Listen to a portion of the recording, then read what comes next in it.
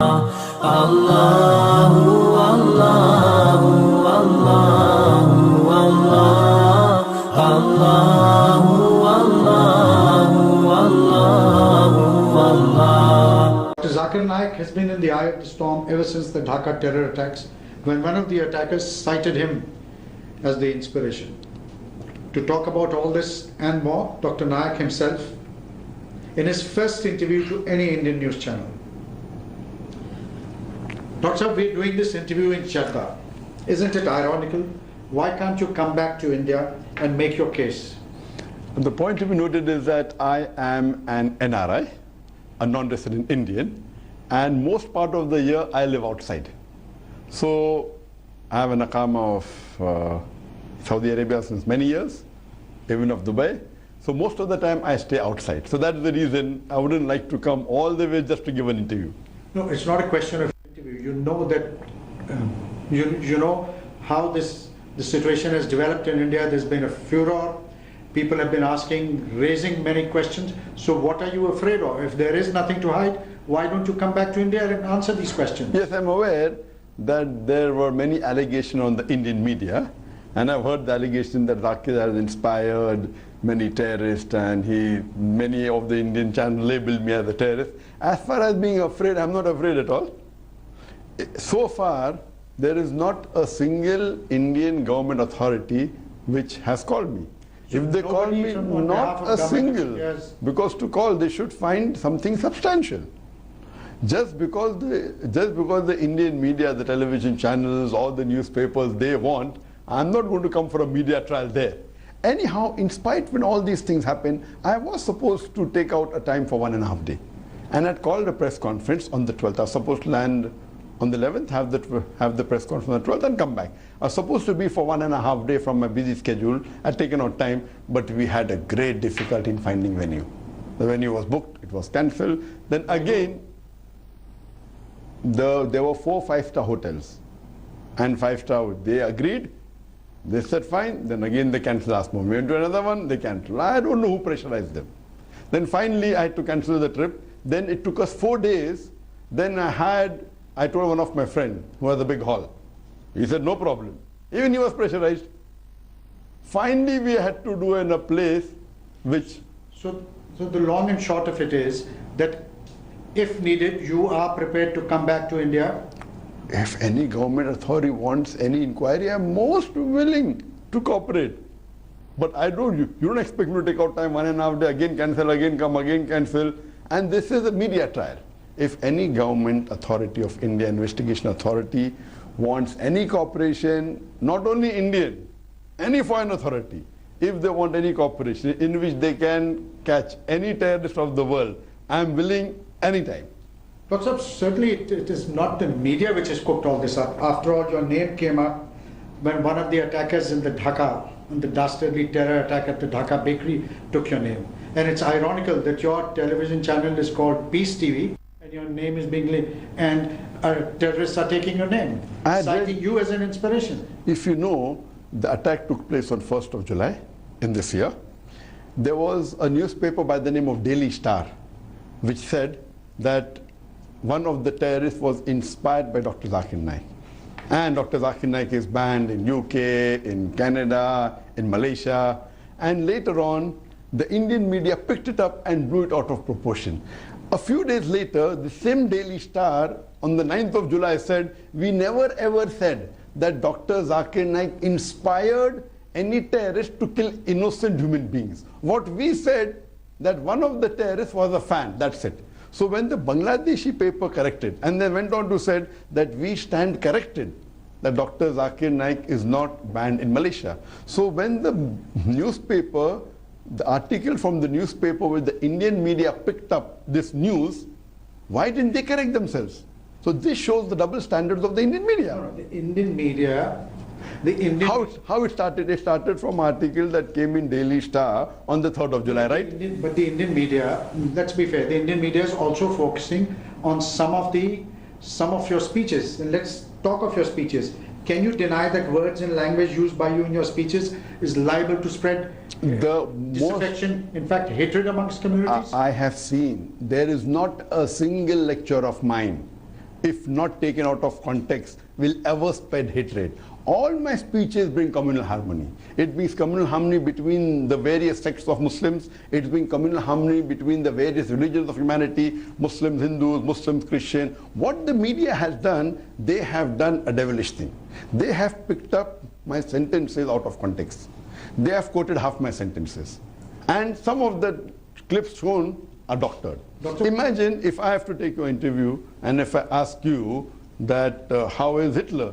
And if Hitler is not good, I chop off your knot and say Hitler is good. It is doctored. That's what the Indian media has done. What they do, they take half my sentence.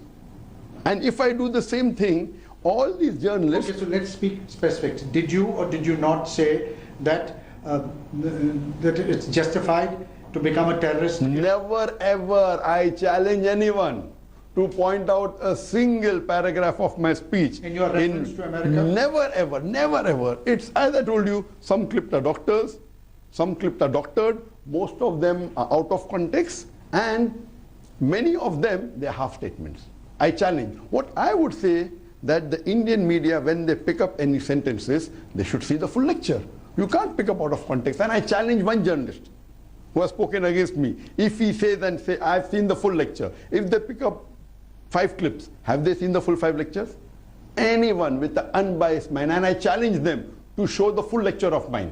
I challenge any media to show the full lecture of mine and then say, is it right or wrong? You say, you claim that you're a pacifist. You are working to bring about harmony. But when you run down other religions, when you say that eating prasad is un-Islamic, when you start, running down, picking holes in the theology of other religions, how is that promoting harmony? Regarding the allegation that I run down other religion, I challenge anyone to point out any statement in context of mine where I run down other religion. In fact, Quran is very clear.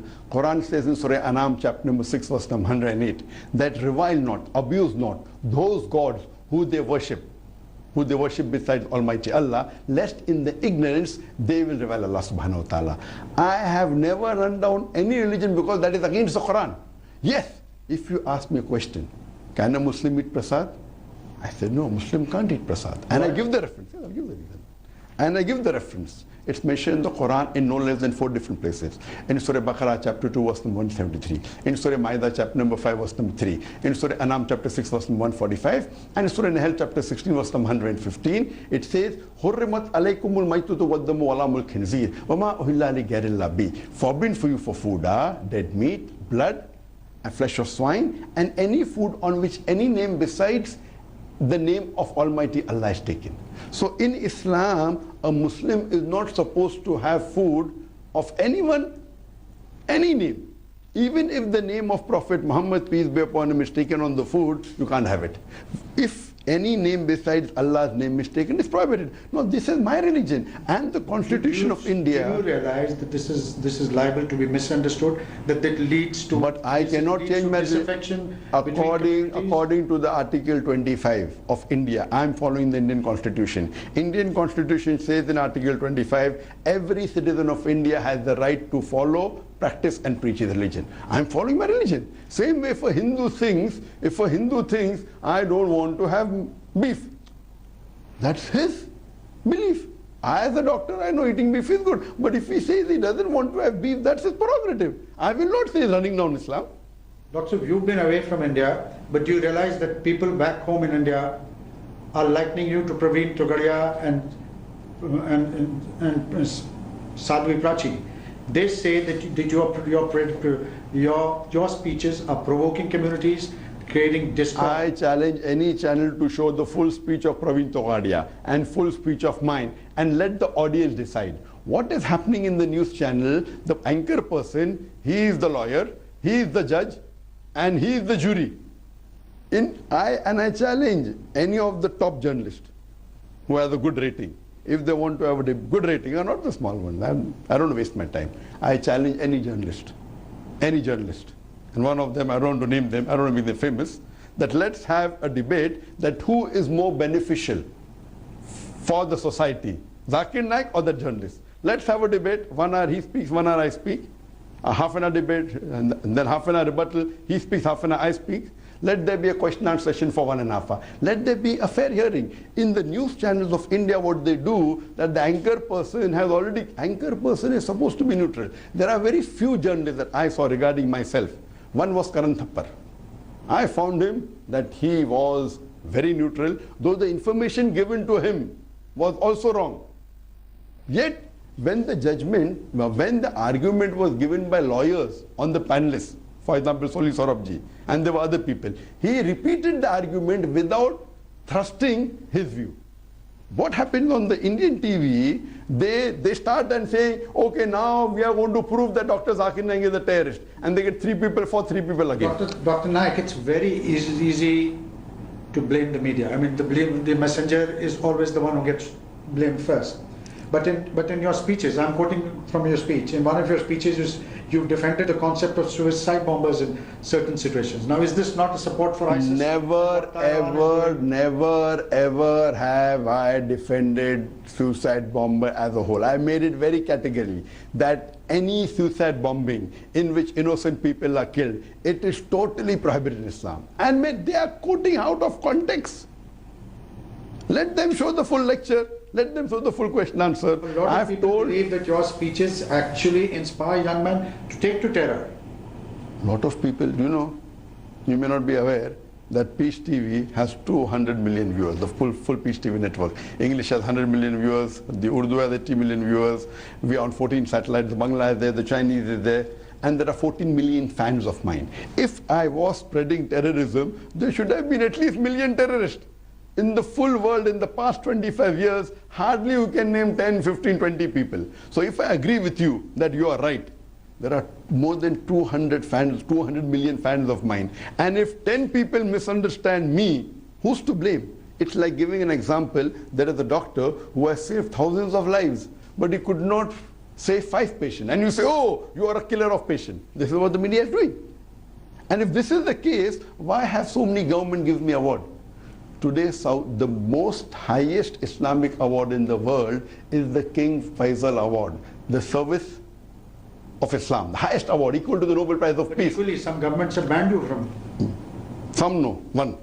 Don't say some. UK and Canada? No, Canada hasn't banned me. Do you have any letter? This is the media, you show me. And how many countries have given me award?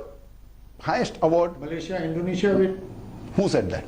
Indonesia. I was there 2 months back. First we'll come to Saudi, we'll go in order. Saudi Arabia last year gave me the highest award in the Islamic world, King Faisal Award for Service of Islam.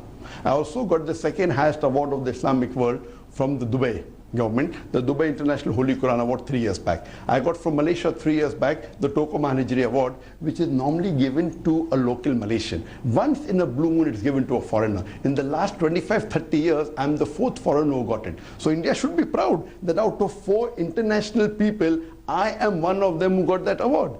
Furthermore, Sharjah gave me an award. Furthermore, Gambia gave me an award. So all these 5 countries, do you think that the intelligence of all these 5 countries, they are foolish? Do you mean to say that the Indian media is far superior to the intelligence of Saudi Arabia and of Malaysia and of Dubai and of Sharjah and of Gambia? What you are asking me about ban. There is no country in the world except the UK which did not ban me. The problem is the Indian media doesn't know English properly. What is the meaning of banned in UK? UK is a different country. It has a different terminology. Banned in UK means the person, his books cannot be sold. His speeches cannot be heard on television. The Peace TV is uplink from UK, from London. You travel to UK? London. I am giving you the definition of banned. I am educating you. What is the meaning of banned in UK according to UK terminology? That my lectures cannot be telecast, it's being telecast in UK. My books cannot be sold, it's being sold. The right word for UK is excluded. If the journalists of India don't know proper English and they don't do their research, you go and see in the constitution of UK what is the meaning of banned. Banned means besides being not allowed to enter the country, your books cannot be sold and your lectures cannot come on any television channels. I am excluded. Excluded means they said that Zakir is detrimental for the society. And what is the context? I have the original letter. In the letter, Theresa May, if you know the background is in 2009, the head of the anti-terrorism department his name is Charles Farr. He sent an officer and they approached me and they told me, Mr. Naik, you can reach those Muslims who we can't reach because they're popular. I said, yes. Can you help us? I said, I'm aware that there are certain Muslims who are youngsters, who are misguided. And I'm aware there are some misconceptions about Islam in the UK government. I am willing to help you under two conditions. You should not ask me to do anything against the Quran and the authentic teachings and the sayings of Prophet Muhammad. And the second thing, I don't want your money. And they agreed. But few months later, in 2010, when the election took place, Labour Party lost and the Conservative came. When Conservative came, 3 weeks coming to power, in less than a month, the Home Secretary who was there that time, Theresa May, who has become the Prime Minister now, the first Muslim that she excluded is Dr. Zakir Naik. I was going to give lecture in Wembley, in big auditoriums, in London, and I've been to UK several times. I had a 5-year valid visa, which was issued in 2009. It was a multiple entry visa. In 2010, they sent an official letter that you are excluded. And they gave me some clips of my speeches. I'll just mention to you one, for you to realize why has she excluded me. She said that you had given a speech in UK saying, and she quoted, that I condemn the attack of 9/11, where 3,000 Americans were killed. I also condemn where more than 50 people were killed in London tube bomb blast. I also condemn more than 180 people who were killed in the train serial bomb blast in Bombay, India. But I also condemn the thousands of innocent people killed in Afghanistan, Iraq and Palestine. So the Home Secretary feels by me adding, and I was careful. When I used the word thousands of people in Afghanistan, I prefixed the word innocent. When I said Americans, London, Bombayites, I didn't prefix the word innocent. I went out of the way so that no one lays an allegation that Zakir is supporting certain terrorists. When I put this clause, I'm asking you a question. You reply to me. Is this statement right or wrong? I condemn the thousands of innocent people killed in Afghanistan, Iraq, as well as Palestine. I'm asking the question. What is wrong in that statement? Look, it's for authorities to decide. Forget authority. I'm asking you as an honest journalist. No, prima facie, there's nothing. Correct, nothing. So what authority to decide? There's nothing. She quotes inverted commas. Now, if they feel such speeches, that means killing Americans is a crime. Killing innocent Afghani is not a crime. Killing innocent Iraqi is not a crime. Killing innocent Palestinian is not a crime. So I'm asking you, because of this, I'm asking, when you said it is not a crime, why have they excluded me? In writing it is there. And anyway, this exclusion, when I asked my lawyers, they said for 3 years. Technically I can apply again. I won't apply. I don't want to. Why should I waste my time? On the question. So coming on any other country, there's no other country in the world which has banned me. You laid an allegation I'm banned in Indonesia, I'm banned in Malaysia. In Malaysia, yes, there were certain Hindu organizations who wanted me to be banned. The government gave me, after they protested that Zakir should be banned, they gave me an award, the highest award of the country. I've been called by the king. I was just there in April. I met the Prime Minister, I met the Deputy Prime Minister, I met the Home Minister, I met the Religious Minister. I met 14 cabinet ministers and chief ministers and the king in a span of 4 days.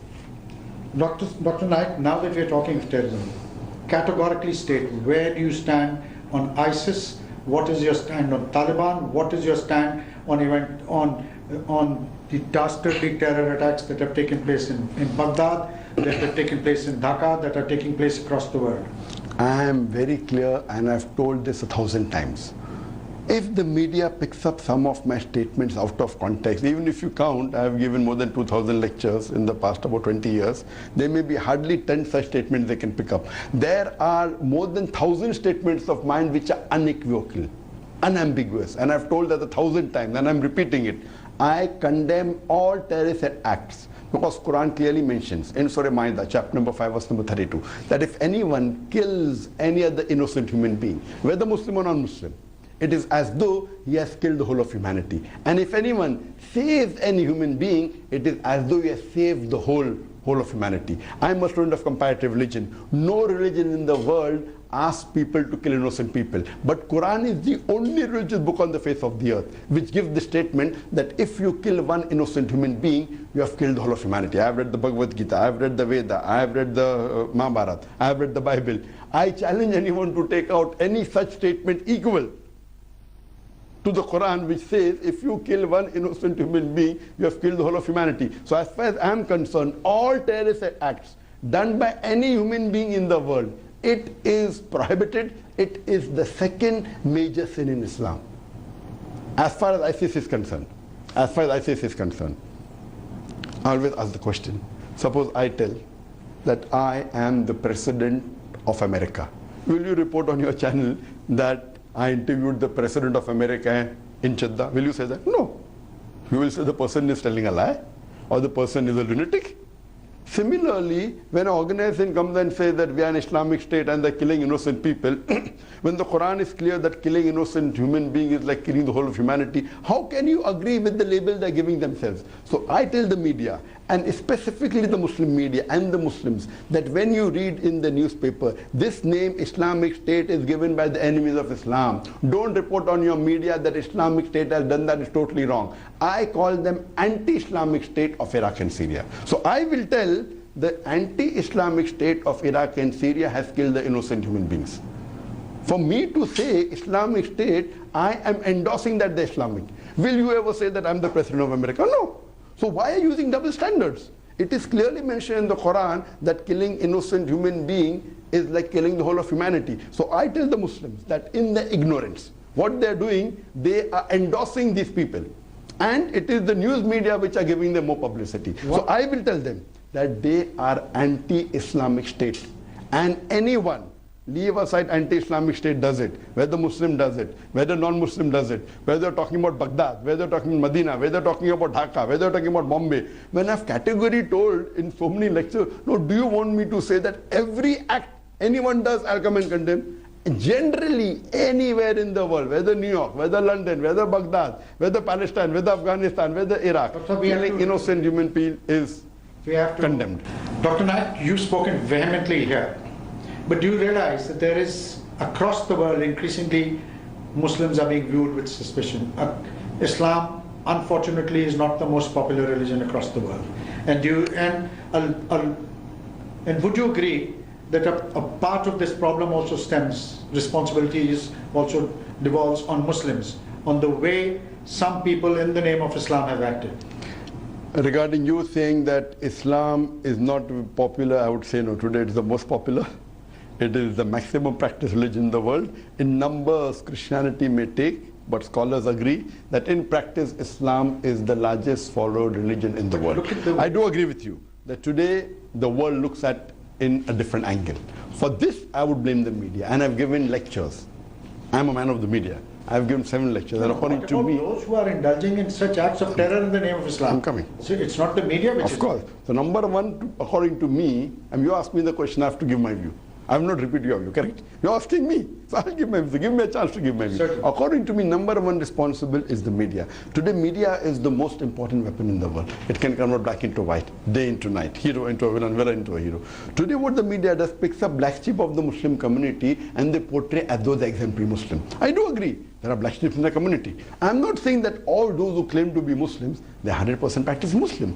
What did the media do? They pick up black sheep of the Muslim community and they portray as though they're exemplary Muslim. In the Indian media, we have headline, Muslim Arab marrying a girl of 16 years old. Headline. When a non-Muslim rapes a girl of 6-year-old, it comes in news brief. Why?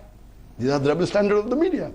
See about me. But just because, I mean, that doesn't absolve those Muslims who are acting in the name of... That's what I'm trying to tell you. These Muslims who are doing the terrorist attack, they are not practicing Muslims. They are black sheep of the Muslim community. And they are to be condemned. And I condemn all human being, whether Muslim or non-Muslim. When they kill any other innocent human being, it is prohibited. It is as though they're killing the whole of humanity. Islam doesn't agree with that. Islam doesn't preach. Islam comes from the root word salam, which means peace. That's the reason the name of the channel is Peace TV. And it is bringing peace.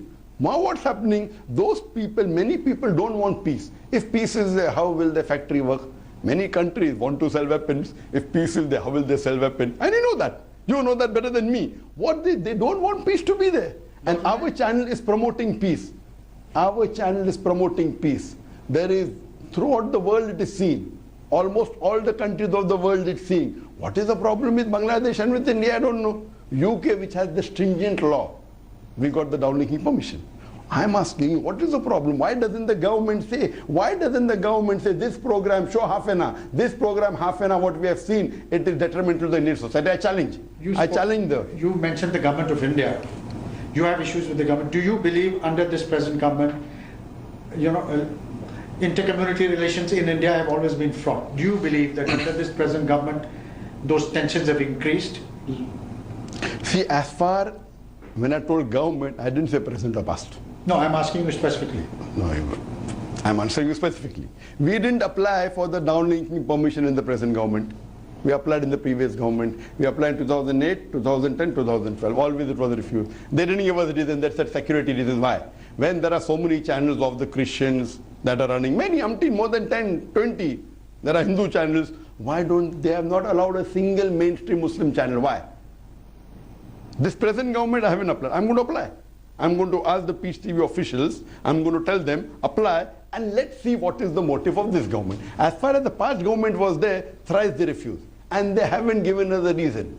When the world is allowing, do you mean to say that the intelligence of India is something superior? Or you point out, okay, this lecture of yours, or this lecture shown on Peace TV, is detrimental to the society.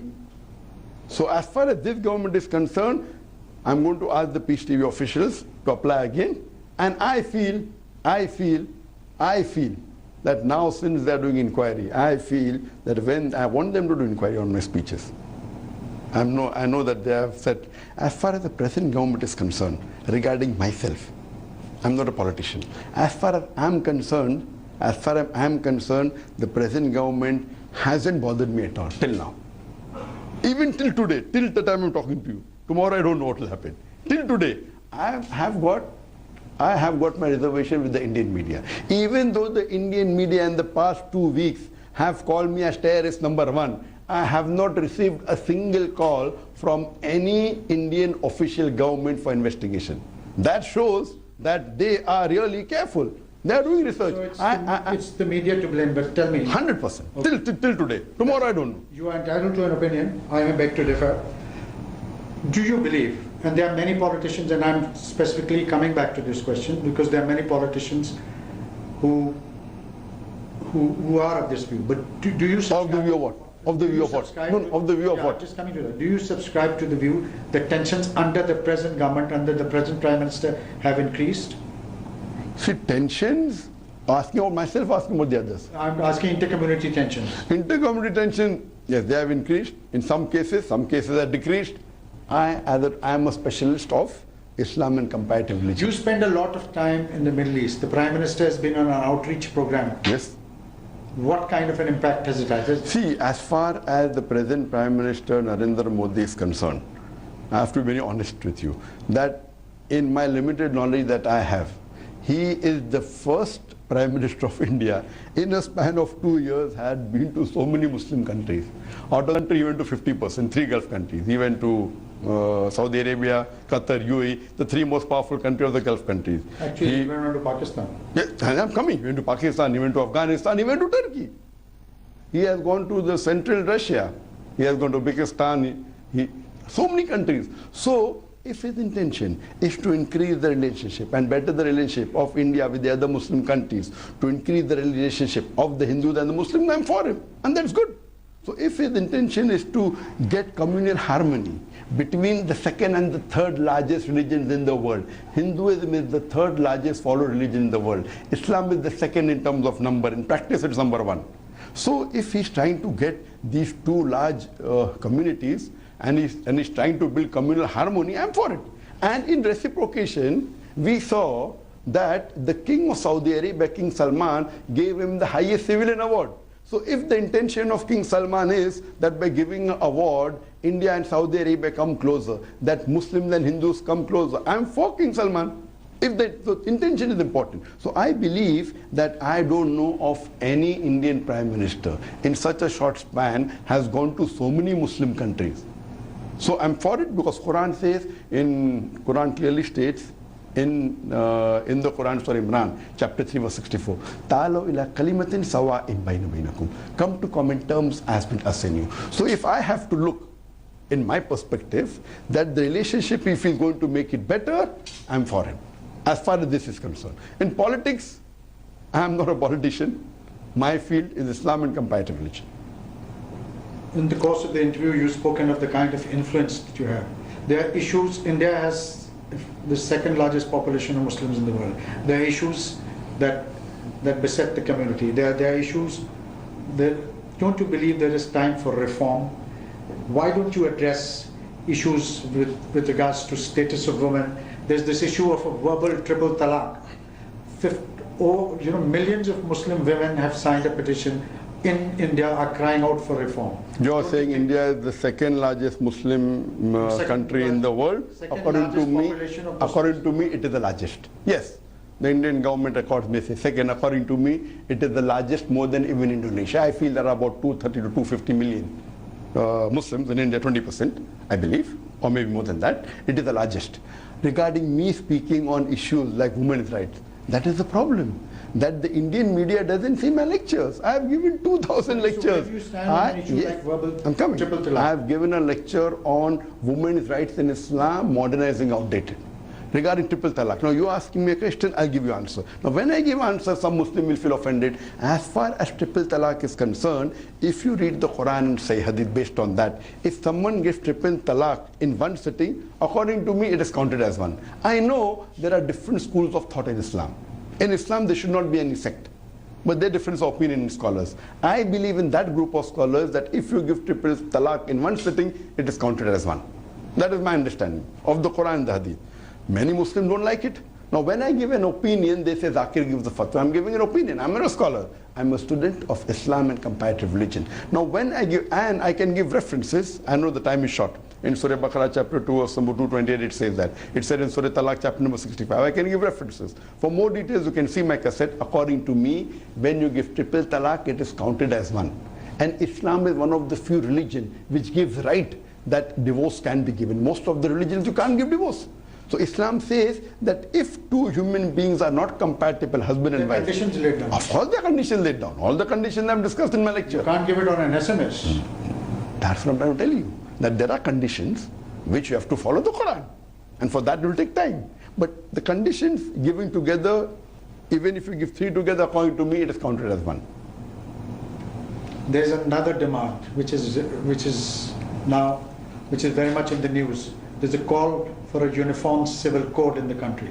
Where do you stand on that? As far as uniform civil code in the country is concerned, if you have honest people on the panel, and if you allow me to speak on behalf of Islam, I'm not a scholar, I'm a student of comparative religion, I will prove to you logically.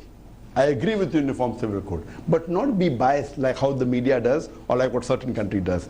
Let's have an unbiased panel, and you'll come to know that the rules and regulations laid down in Quran are the best for humanity, and I've given talks on that.